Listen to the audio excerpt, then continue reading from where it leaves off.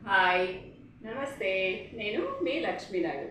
ఈరోజు మా పెద్దలు చెప్పిన మాటలో ఏంటంటే dignity of labour is more important అని మా పెద్దలు చెప్పేవాళ్ళు. ముఖ్యంగా మా స్వీట్ హార్ట్ డాడీ పదే పదే చెప్తూ ఉండేవాళ్ళు అనమాట.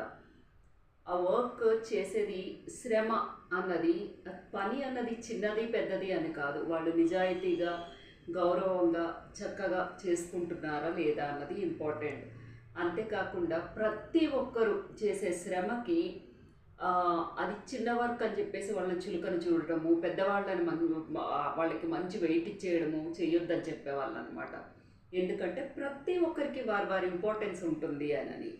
కాబట్టి శ్రమని చూసి వారు చిన్న వర్క్ చేసే వాళ్ళని చెప్పి తక్కువగా చూడొద్దు, చులకనగా చూడొద్దు. అంతేకాకుండా ఇంకొక విషయం కూడా చెప్పేవాళ్ళు. మనం చేసే పని, మన ఇంట్లో పని, అది చిన్నదైనా సరే తప్పేమీ లేదు అని చెప్పేవాళ్ళు అనమాట. లైక్ ఒక్కొక్క టైంలో మనకి సహాయం చేసే వాళ్ళు రాకపోవచ్చు. రాలేదని చెప్పి ఏదో కొన్ని పనులు చేసుకుంటే చులకనగా చూసేవాళ్ళు కూడా ఉన్నారు ఈ లోకంలో.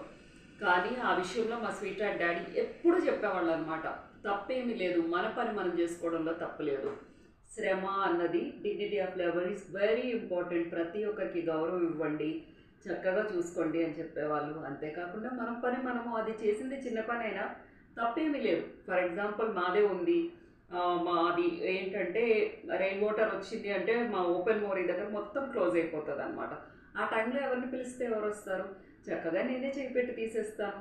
ఎంతవరకు ఎందుకు హనీ, మా హస్బెండ్ ఉన్నా భర్త ఉన్నారంటే ఓ లక్కీ అంటుంటారనమాట. తప్పేం లేదు కదా. కాబట్టి శ్రమను గుర్తిద్దాం, వాళ్ళని గౌరవిద్దాం.